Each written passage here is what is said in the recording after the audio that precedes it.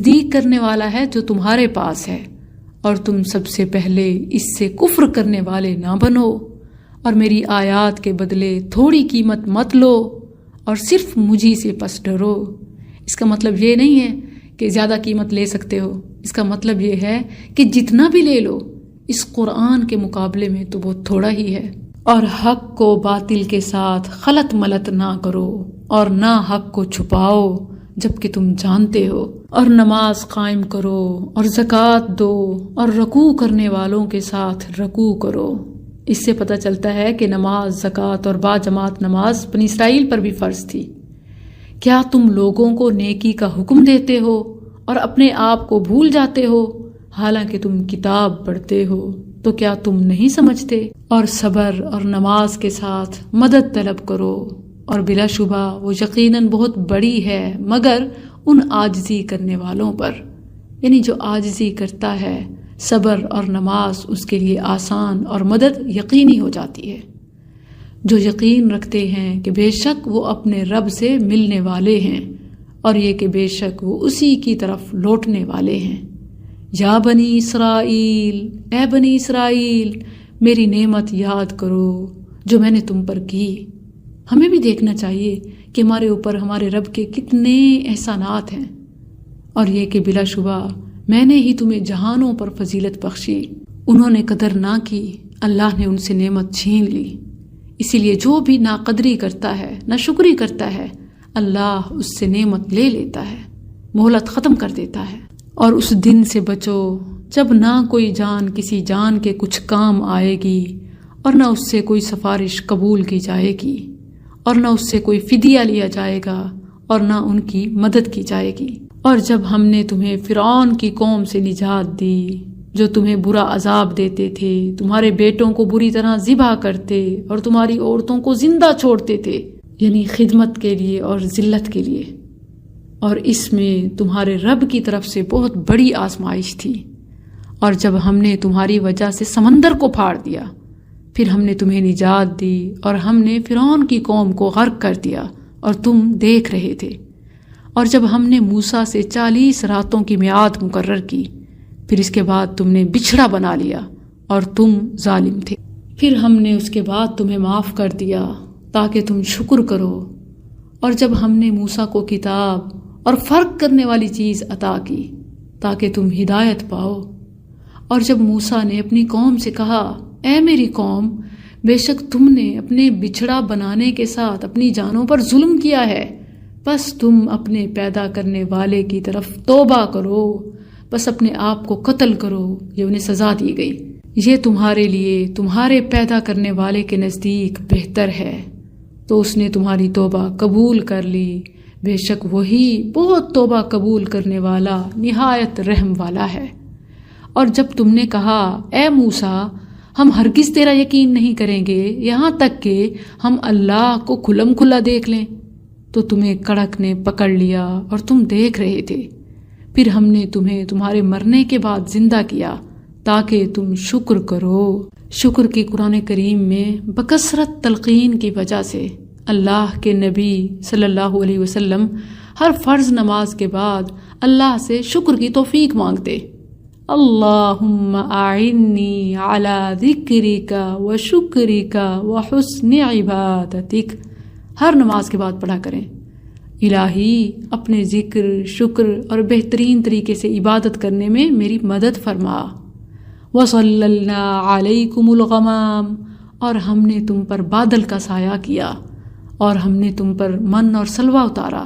کھاؤ ان پاکیزہ چیزوں میں سے جو ہم نے تمہیں دی ہیں، اور انہوں نے ہم پر ظلم نہیں کیا، لیکن وہ اپنے آپ پر ہی ظلم کیا کرتے تھے۔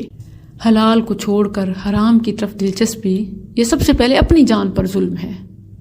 وَإِذْ قُلْنَا ادْخُلُوا هَٰذِهِ الْقَرْيَةَ، اور جب ہم نے کہا اس بستی میں داخل ہو جاؤ، بس اس میں سے کھلا کھاؤ جہاں چاہو، اور دروازے میں سجدہ کرتے ہوئے داخل ہو جاؤ، اور کہو بخش دے تو ہم تمہیں تمہاری خطائیں بخش دیں گے، اور ہم نیکی کرنے والوں کو جلد ہی زیادہ دیں گے۔ پھر ان لوگوں نے جنہوں نے ظلم کیا بات کو اس کے خلاف بدل دیا جو ان سے کہی گئی تھی، تو ہم نے ان لوگوں پر جنہوں نے ظلم کیا تھا آسمان سے ایک عذاب نازل کیا، اس لیے کہ وہ نافرمانی کرتے تھے۔ انہیں جو کہا گیا انہوں نے الٹ کیا، کیا انجام ہوا ہمارا بھی دیکھ لیجئے، جو حکم ہوتا ہے اس کی عدولی کرتے ہیں۔ تو ڈرنا چاہیے، اسی لیے ان کی مثالیں بتائی جا رہی ہیں۔ وَإِذِ اسْتَسْقَىٰ مُوسَىٰ، اور جب موسیٰ نے اپنی قوم کے لیے پانی مانگا تو ہم نے کہا اپنی لاٹھی اس پتھر پر مار، تو اس سے 12 چشمے پھوٹ نکلے۔ بلا شبہ سب لوگوں نے اپنے پینے کی جگہ معلوم کر لی، کھاؤ اور پیو اللہ کے دیے ہوئے میں سے، اور زمین میں فساد کرتے ہوئے دنگا نہ مچاؤ۔ دوسروں کے حق پر نظر رکھنا یہ بھی فساد ہے۔ اور جب تم نے کہا اے موسیٰ ہم ایک کھانے پر ہرگز صبر نہ کریں گے، سو ہمارے لیے اپنے رب سے دعا کر وہ ہمارے لیے کچھ ایسی چیزیں نکالے جو زمین اپنی ترکاری اور اپنی ککڑی اور اپنی گندم اور اپنے مسور اور اپنی پیاز میں سے اگاتی ہے۔ فرمایا کیا تم وہ چیز جو کم تر ہے اس چیز کے بدلے میں مانگ رہے ہو جو بہتر ہے؟ کسی شہر میں جا اترو تو یقیناً تمہارے لیے وہ کچھ ہوگا جو تم نے مانگا، اور ان پر ذلت اور محتاجی مسلط کر دی گئی، اور وہ اللہ کی طرف سے بھاری غضب کے ساتھ لوٹے۔ یہ اس لیے کہ وہ اللہ کی آیات کے ساتھ کفر کرتے اور نبیوں کو حق کے بغیر قتل کرتے تھے۔ یہ اس لیے کہ انہوں نے نافرمانی کی اور وہ حد سے گزرتے تھے۔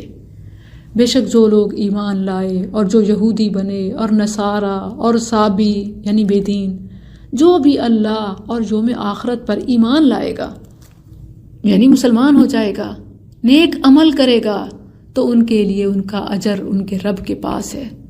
جو بھی قوم ہے، جو بھی مذہب ہے، جب اسے چھوڑ کر اللہ اور اس کے رسول پر ایمان لائیں گے اور نیک کام کریں گے تو اللہ کے ہاں اجر محفوظ ہو جائے گا، پچھلے کا غم اور دکھ نہیں ہوگا، کیونکہ فرمایا وَلَا خَوْفٌ عَلَيْهِمْ وَلَا هُمْ يَحْزَنُونَ، نہ ان پر کوئی خوف ہے اور نہ وہ غمگین ہوں گے۔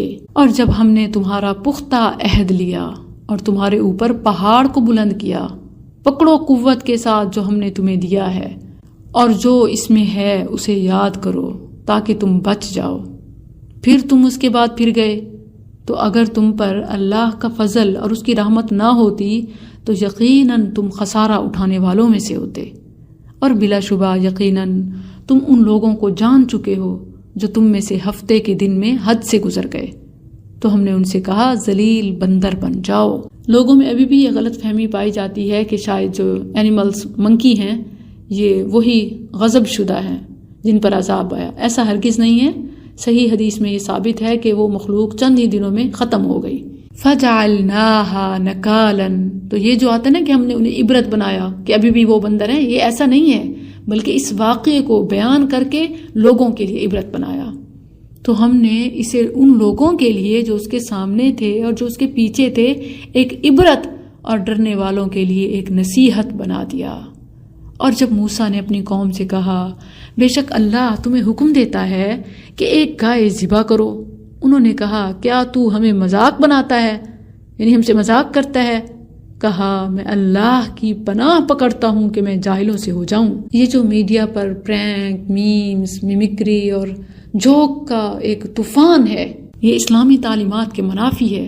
انبیاء نے پناہ مانگی ہے۔ موسیٰ علیہ السلام نے کہا اعوذ باللہ ان اکون من الجاہلین، یعنی میں مذاق کر کے جاہل بن جاؤں، یہ تو جاہلوں کا کام ہے، مگر لوگ انہیں سیلیبریٹیز اور سٹارز کہتے ہیں۔ قالوا ادع لنا، انہوں نے کہا ہمارے لیے اپنے رب سے دعا کر، وہ ہمارے لیے واضح کرے، یعنی وہ گائے کیا ہے؟ کہا بے شک وہ فرماتا ہے، بے شک وہ ایسی گائے ہے جو نہ بوڑھی ہے اور نہ بچڑی، اس کے درمیان جوان عمر کی ہے، تو کرو جو تمہیں حکم دیا جاتا ہے۔ یہ اس لیے تھا کہ ان کے ہاں ایک قتل ہو گیا جس کا قاتل نہیں پکڑا جا رہا تھا، اور ایک دوسرے پر الزامات اور فساد ہو رہا تھا، جس کے نتیجے میں اللہ سبحانہ و تعالیٰ نے گائے ذبح کرنے کا حکم دیا کہ ذبح شدہ گائے کا ٹکڑا مقتول کے جسم پر لگائیں گے تو وہ قاتل کا نام لے گا اللہ کے حکم سے زندہ ہو کے۔ تو اسی لیے اب جب انہیں گائے کا حکم ملا تو انہوں نے ایک کے بعد دوسرا سوال، یعنی نہ کرنے والی نیت اور مظاہرہ، اللہ سبحانہ و تعالیٰ نے سورہ بقرہ میں پورا واقعہ بیان کر دیا۔ انہوں نے کہا ہمارے لیے اپنے رب سے دعا کر، وہ ہمارے لیے واضح کرے اس کا رنگ کیا ہے۔ کہا بے شک وہ فرماتا ہے کہ بلا شبہ وہ گائے زرد رنگ کی ہے، اس کا رنگ خوب گہرا ہے، دیکھنے والوں کو خوش کرتی ہے۔ انہوں نے کہا ہمارے لیے اپنے رب سے دعا کر، وہ ہمارے لیے واضح کرے وہ گائے کیا ہے۔ بے شک گائیں ہم پر ایک دوسرے کے مشابہ ہو گئی ہیں، اور یقیناً ہم اگر اللہ نے چاہا تو مقصد کو پہنچنے ہی والے ہیں۔ یہ انہوں نے انشاءاللہ کہا تو اسی وجہ سے انہیں توفیق بھی مل گئی، اگر وہ انشاءاللہ نہ کہتے تو کبھی بھی نہ کر پاتے۔ اس میں ہمارے لیے بھی سبق ہے کہ اللہ کا نام لینے سے مشکلیں حل ہو جاتی ہیں۔ کہا بے شک وہ فرماتا ہے کہ بے شک وہ ایسی گائے ہے جو نہ جوتی ہوئی ہے کہ زمین میں ہل چلاتی ہو، اور نہ کھیتی کو پانی دیتی ہے، صحیح سالم ہے، اس میں کسی اور رنگ کا نشان نہیں۔ انہوں نے کہا اب تو صحیح بات لایا ہے، بس انہوں نے اسے ذبح کیا اور وہ قریب نہ تھے کہ کرتے۔ اور جب تم نے ایک شخص کو قتل کر دیا، پھر تم نے اس کے بارے میں جھگڑا کیا، اور اللہ اس بات کو نکالنے والا تھا جو تم چھپا رہے تھے، تو ہم نے کہا اس پر اس کا کوئی ٹکڑا مارو۔ اس طرح اللہ مردوں کو زندہ کرتا اور تمہیں اپنی نشانیاں دکھاتا ہے تاکہ تم سمجھو، کیونکہ وہ آخرت کا انکار کرتے تھے کہ کیسے مردے زندہ ہوں گے۔ تو اللہ نے اس واقعے سے نہ صرف دنیا کا مسئلہ بلکہ آخرت کا مسئلہ بھی ہمیشہ کے لیے حل کر دیا۔ ثم قست قلوبکم، پھر اس کے بعد تمہارے دل سخت ہو گئے، تو وہ پتھروں جیسے ہیں یا سختی میں ان سے بھی بڑھ کر ہیں، اور بے شک پتھروں میں سے کچھ یقیناً وہ ہیں جن سے نہریں پھوٹ نکلتی ہیں، اور بے شک ان میں سے کچھ یقیناً وہ ہیں جو پھٹ جاتے ہیں بس ان سے پانی نکلتا ہے، اور بے شک ان میں سے کچھ یقیناً وہ ہیں جو اللہ کے ڈر سے گر پڑتے ہیں، اور اللہ اس سے ہرگز غافل نہیں جو تم کر رہے ہو۔ نمازوں کا نہ پڑھنا، نہ فرمانیاں کرنا، اور اللہ کے آگے نہ جھکنا، نہ نماز نہ سجدے، اللہ کو ہر عمل کا علم ہے۔ افتطمعون، تو کیا تم طمع رکھتے ہو کہ وہ تمہارے لیے ایمان لے آئیں گے، حالانکہ یقیناً ان میں سے کچھ لوگ ہمیشہ ایسے چلے آئے ہیں جو اللہ کا کلام سنتے ہیں پھر اسے بدل ڈالتے ہیں اس کے بعد کہ اسے سمجھ چکے ہوتے ہیں اور وہ جانتے ہیں، تو جو سننے سمجھنے کے باوجود نہ مانے، اللہ بھی اپنی ہدایت اس پر